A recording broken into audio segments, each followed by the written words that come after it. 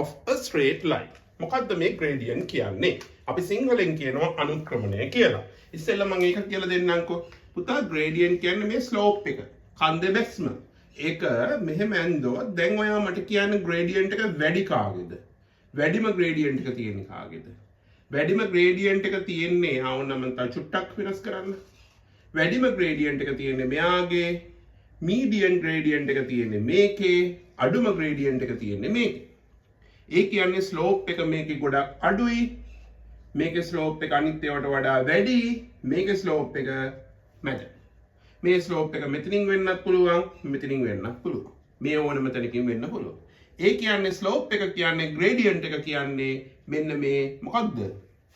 angle එක. හරිද? ඒ කියන්නේ මේක අපි පස්සේ කාලෙක ඉගෙන ගන්නවා tan කියලා. හරි? එච්චර හිතන්න එපා. දැන් මේ line එකම මේ පැත්තට තියෙනවා නම් අපි මේවට කියනවා positive gradient කියලා. එහෙනම් පුතා මේ පැත්තට තියෙනවා නම් අපි ඒකට කියනවා negative gradient කියලා. එහෙනම් මෙන්න මේ දෙක negative gradient, number එක මෙයාට වඩා මෙයාගේ වැඩි, හේතුව මෙයා මොකද වෙලා තියෙන්නේ? slope එක මේ පැත්තට වැඩි. අපි හිතමු මෙයාගේ gradient එක -2 කියලා. එහෙනම් මේකට එන්න ඕන දෙකට වඩා අඩු number එකක්. ඒක minus අපි හිතමුකෝ 4/5 කියලා 0.8 එකටත් වඩා අඩු. හරි.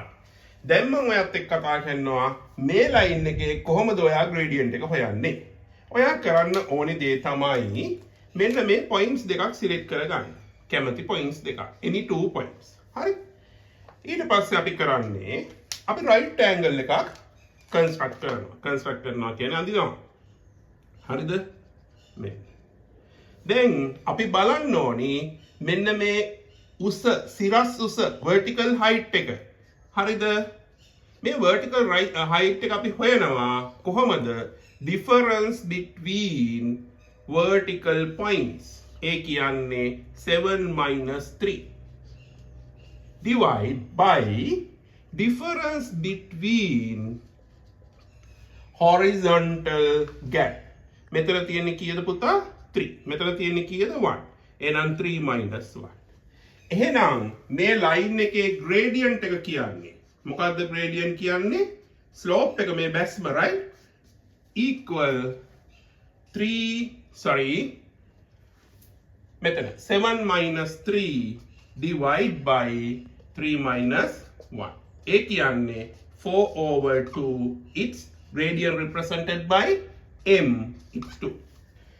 දැන් පුතා මේ line එක නැතුව අපිට gradient එක හොයන්න කිව්වොත් හිතන්නකො මෙහෙම